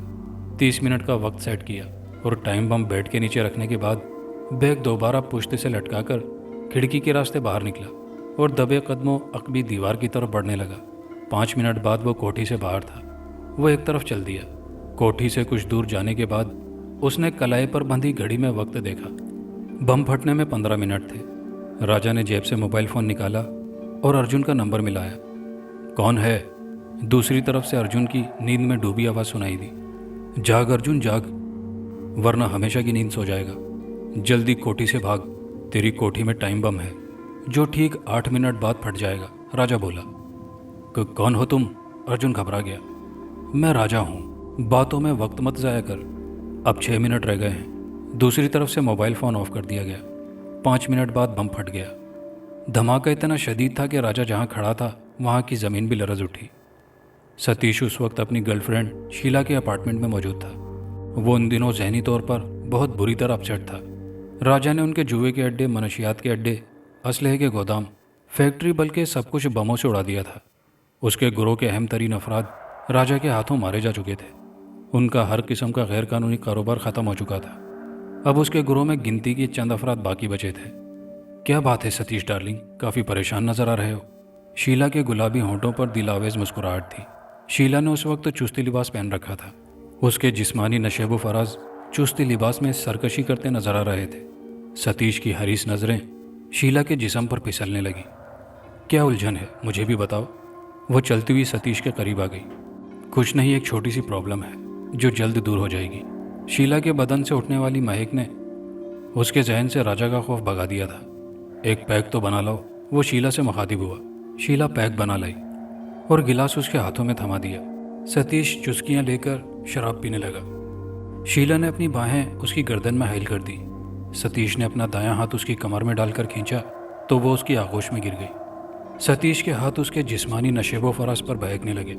शीला की खुद सुपुर्दगी के जज्बाती अंदाज ने सतीश को दीवाना कर दिया।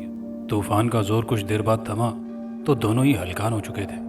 अचानक सतीश का मोबाइल फ़ोन बजने लगा। सतीश शीला को हटाकर कमरे के कोने में चला गया और होंठों पर उंगली रखकर शीला को चुप रहने का इशारा करके कॉल रिसीव की। सतीश, राजा बोल रहा हूँ। जिस अपार्टमेंट में तुम अपनी गर्लफ्रेंड शीला के साथ मौजूद हो वहाँ टाइम बम है। अपनी जान बचाना चाहते हो तो भागो, और सुनो, अपने इक्का दुक्का महफूज किसी ठिकाने पर मत जाना, क्योंकि वो सब ठिकाने मेरे निशाने पर हैं। जल्दी भागो। दूसरी तरफ से राजा की सर्द आवाज़ सुनाई दी। सतीश मोबाइल फ़ोन जेब में डालकर भागने लगा। अरे रुको तो सही, क्या हुआ? शीला उसे आवाज़ें देती रह गई। सतीश को अपनी जान की पड़ी थी। वो भागता हुआ फ्लैट की सीढ़ियाँ उतरकर अपनी गाड़ी में बैठ गया। चंद लम्हों बाद उसकी गाड़ी तेज़ रफ्तारी से सड़क पर दौड़ रही थी। हर जालिम अपनी ज़िंदगी से बहुत प्यार करता है, दूसरों की ज़िंदगियों से हंसकर खेलता है। जब अपनी ज़िंदगी ख़तरे में नज़र आती है तो गिदड़ की तरह भागता है। वो भी जान बचाने के लिए भाग रहा था। उसका रुख आबादी से बाहर, शहर से काफ़ी दूर आने पर एक तरफ एक रेस्टोरेंट देखकर गाड़ी रोकी और बाहर निकलकर रेस्टोरेंट में जा बैठा। बैरे को चाय का ऑर्डर दिया। चाय उसने होंठों से लगाई ही थी कि उसका मोबाइल फ़ोन बजने लगा। उसने जेब से मोबाइल फ़ोन निकाला। स्क्रीन पर नज़र आने वाले नंबर को देखकर उसके चेहरे का रंग फक हो गया। वो राजा का नंबर था। हेलो, वो कॉल रिसीव करके घबराई हुई आवाज़ में बोला। चाय पी रहे हो? भागो, तुम मेरे निशाने पर हो। दूसरी तरफ से राजा की आवाज़ सुनकर उसके हाथों से चाय से भरा कप छूट कर गिरा और गरम गरम चाय के छींटे उसके कपड़ों पर गिरे। वो इधर उधर सर घुमाकर देखने लगा। रेस्टोरेंट में मौजूद तमाम अफराद उसकी निगाहों के सामने थे। उनमें राजा कहीं भी नहीं था। उसकी गाड़ी समेत रेस्टोरेंट के बाहर 5 गाड़ियां खड़ी थी, जिनकी खाली सीटें दूर से नजर आ रही थी। वो खौफजदा होने के साथ हैरान भी था कि राजा उसे कहाँ से और कैसे देख रहा है, और इतना घबराना भी ठीक नहीं। सतीश, ये क्या उल्लुओं की तरह दीदे फाड़ कर इधर उधर देख रहे हो? भागो जल्दी, वरना गोली चला दूंगा। दूसरी तरफ से राजा की आवाज़ सुनाई दी।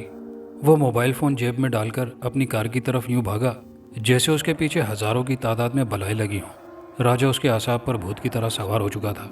कुछ लम्हों बाद उसकी गाड़ी तेज़ रफ्तारी से सड़क पर दौड़ रही थी। वो बार बार पीछे देख रहा था, कोई उसका ताक़ुब तो नहीं कर रहा, मगर इस सुनसान सड़क पर दूर दूर तक कोई गाड़ी न थी।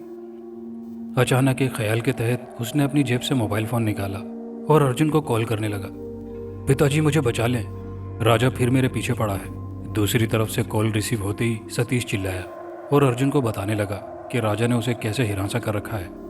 घबराओ मत, गाड़ी चलाते रहो, मैं जल्द ही तुम तक पहुंच जाऊंगा। तुम्हारी जदीद तरीन गाड़ी में ट्रैकर नस्ब है।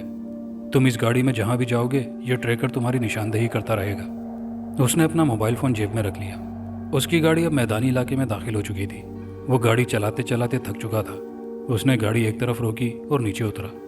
जेब से सिगरेट निकालकर सुलगाया ही था कि उसका मोबाइल फ़ोन बज उठा। मोबाइल फ़ोन जेब से निकालने में उसका दिल खौफ से तेज़ी से धड़कने लगा। स्क्रीन पर राजा का नंबर था। उसने कॉल रिसीव की। खुली फिजा में सिगरेट पी रहे हो? दूसरी तरफ से राजा की बात सुनते ही खौफ से लर्ज उठा। सिगरेट उसके होंठों से छूट कर गिर गया। वो इधर उधर देखने लगा। राजा कहीं भी ना था। इधर उधर मत देखो, अपनी आंखें बंद कर लो, मैं तुम्हें नजर आ जाऊंगा।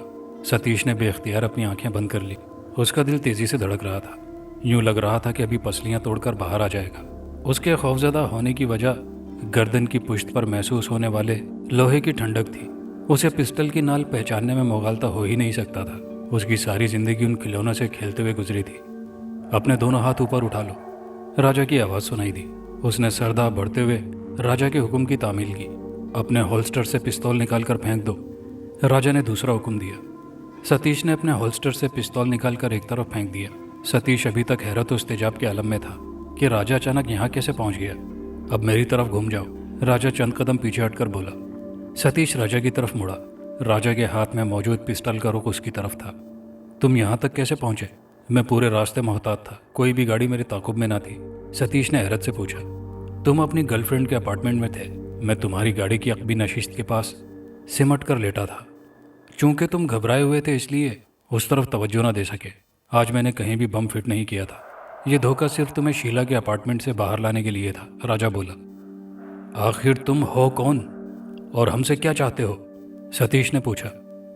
मैं तुम्हारे बाप अर्जुन की पहली बीवी राधा से हूँ। अर्जुन ने पैदा होते ही मुझे झाड़ियों में फेंकवा दिया था। मेरी माँ का कत्ल भी अर्जुन ने किया था। तुम दोनों बाप बेटों ने कई मासूम लड़कियों को बलि के नाम पर कत्ल किया। कितने लोगों के घर उजाड़े। अब मरने के लिए तैयार हो जाओ और इस जगह को गौर से देखो। यहाँ से कुछ फासले पर बाबा जी का आस्थाना है। उसी आस्थाने में तुम्हारी बहन मरियम और सलमान रहते हैं, राजा ने कहा। ज्यादा बोलने से पहले पीछे मुड़कर देख लो, तुम्हारे पीछे कौन है? सतीश बोला और राजा ने बेख्तियार पीछे मुड़कर देखा। यह सतीश की चाल थी जो कि कामयाब रही। उसके पाँव की ठोकर राजा के पिस्टल वाले हाथ पर पड़ी। पिस्टल उसके हाथ से निकल गया। अभी वो संभला भी ना था कि उसके सीने पर सतीश की फ्रंट किक लगी। राजा पुश्त के बल गिरा और गिरते ही उठा।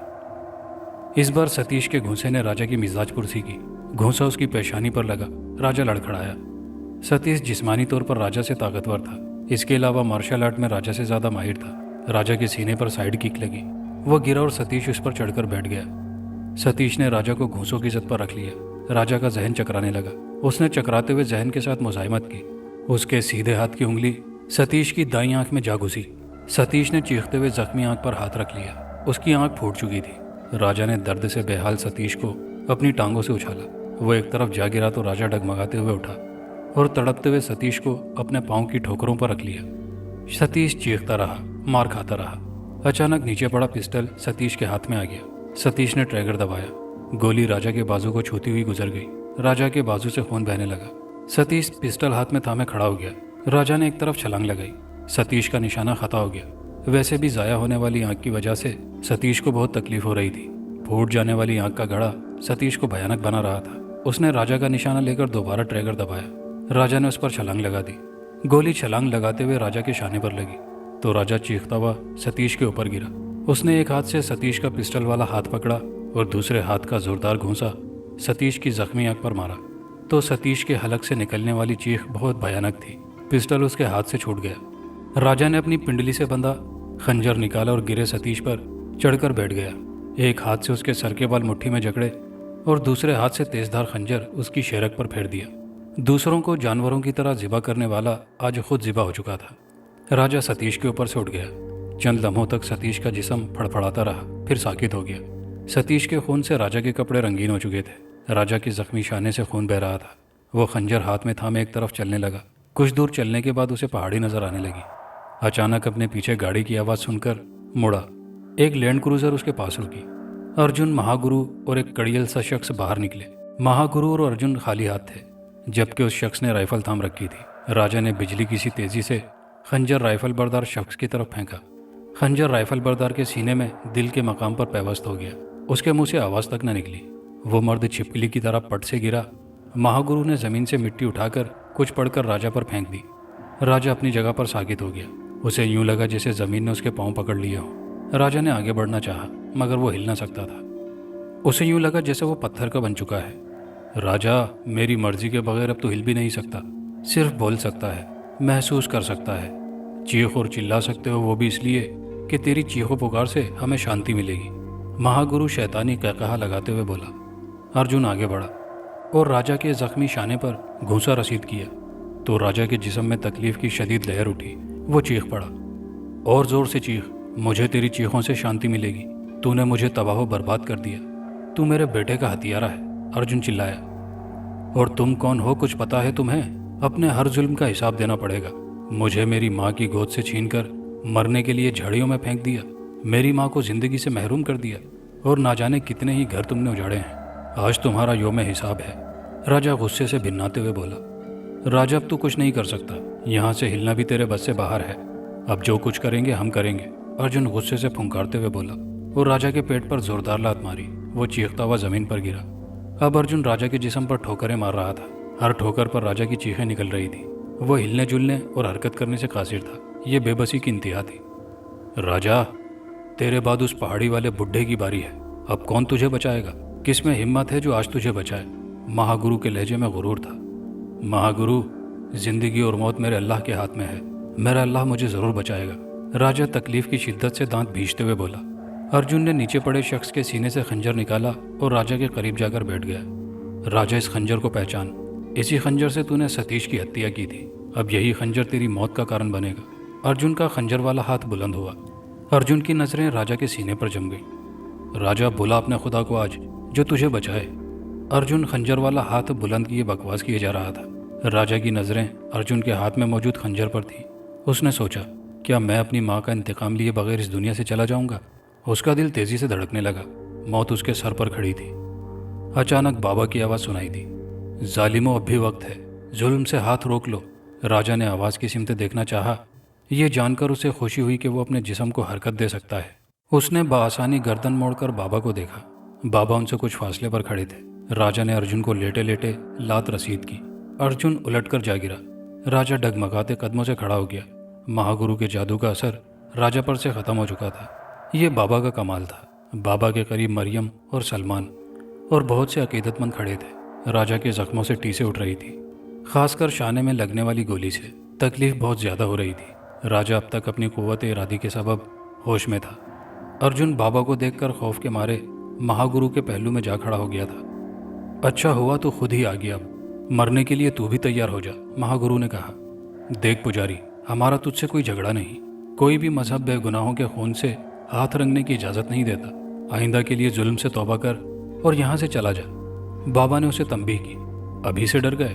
दरअसल तुम्हें पता है कि यहाँ सबके सामने तुम्हारा क्या हशर होने वाला है, महागुरु बोला। अल्लाह गवाह है, मैंने तो बहुत चाहा कि हमारे दरमियान तसादुम ना हो, मगर तेरी समझ में मेरी बात नहीं आई। अब तू अपने दिल की हसरतें पूरी कर ले, बाबा ने कहा। ये देख मेरी ताकत। महागुरु ने कुछ पढ़कर मैदान में फूंक मारी तो कई खौफनाक सूरत मखलूक मैदान में एक तरफ खड़ी थी। उन मखलूकात में चुड़ैल, ढांचे और दीगर करी सूरत मखलूक थी। सलमान, मरियम और दीगर अकीदतमंद उस खौफनाक मखलूक को देखकर कांपने लगे। महागुरु ने दोबारा फूंक मारी तो वो मखलूक गायब हो गई। अब भी वक्त है, तूने मेरी ताकत देख ली कि मैं कितना शक्तिशाली हूँ। मेरे आगे घुटने टेक दे, मैं तुझे माफ़ कर दूंगा, महागुरु तकब्बुर भरे लहजे में बोला। बाबा ने मुस्कुराकर अपनी शहादत की उंगली से पहाड़ी की तरफ इशारा किया तो लंबे कवि हैकल जिनों से पूरी पहाड़ी भर गई। वो जिन इतने लंबे चौड़े थे कि मैदान से दूर पहाड़ में साफ दिखाई दे रहे थे। बाबा ने इशारा किया तो जिन गायब हो गए। ये देखकर महागुरु को तो जैसे सख्ता तारी हो गया था। उसके माथे पर आया हुआ पसीना उसकी परेशानी जाहिर कर रहा था। कुछ देर तक वो सोचता रहा, फिर कुछ पढ़कर फूंक मारी तो बड़े बड़े चट्टानी पत्थर जो गेंद की तरह गोल थे लुढ़कते हुए बाबा की तरफ बढ़ने लगे। तो बाबा ने अपनी उंगली का इशारा किया तो लुढ़कते हुए पत्थर गायब हो गए। महागुरु के तमाम बैर बाबा के हाथों खत्म हो चुके थे। बाबा ने उसकी बरसों की मेहनत पर पानी फेर दिया था। अब उसके पास भागने के लिए भी कोई रास्ता न था। आगे कुआं और पीछे खाई वाली मिसाल उसके सामने थी। ये आखिरी और खतरनाक वार था। महागुरु ने खंजर से अपनी गर्दन पर हल्का सा कट लगाया और बहते हुए खून से खंजर भिगोने लगा। उसकी गर्दन से टपकने वाला खून खंजर को भिगो चुका था। महागुरु ने मंत्र पढ़कर खंजर पर फूंक मारी और बाबा की तरफ फेंक दिया। ये इंतहाई खतरनाक तरीन वार था।